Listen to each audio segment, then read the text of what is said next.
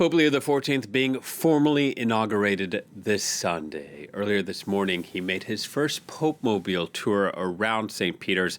Over 250,000 people in attendance. Among them are some 150 delegations, including presidents and kings. Today's formal installation ceremony blending ancient ritual with evocative symbol.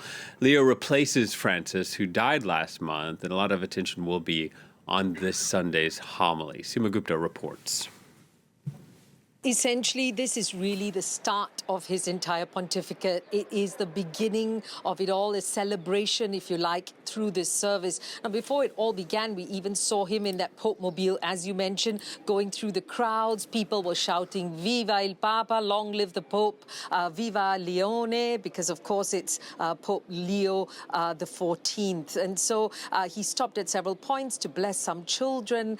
It was a chance for him to really get up close and personal with the faithful that have gathered at St. Peter's Square and all the roads leading up to it. Big screens set up everywhere, and security, of course, very tight, with some 150 delegations, of course, present, world leaders, royals, as well as representatives from other religions as well. You've got Jewish, Muslim, Hindu delegations present as well. So this is an important symbolic ceremony.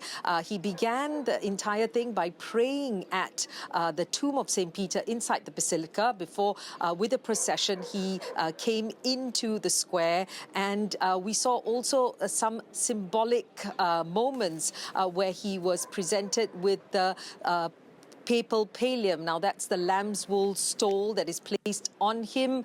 This is a symbol of the papacy. It's a symbol as he is the shepherd now leading the flock. And he also receives the fisherman's ring, that is the ring that seals papal documents. So those two symbols, very important for the start of this papacy. Of course, very significant that we've also got those delegations right up top. The Italian delegation, of course, with President Sergio Mattarella, as well as Prime Minister Giorgia Meloni, but also the representatives from the United States and Peru, because, of course, Pope Leo has a dual citizenship. So you have the U.S. Vice President J.D. Vance, as well as the Secretary of State Marco Rubio, but also the Peruvian president, and as well as the presidents of Israel as well present here today, and the prime ministers of Australia, Canada, and France. So really top leaders present for this very important service that marks the start of this pontificate.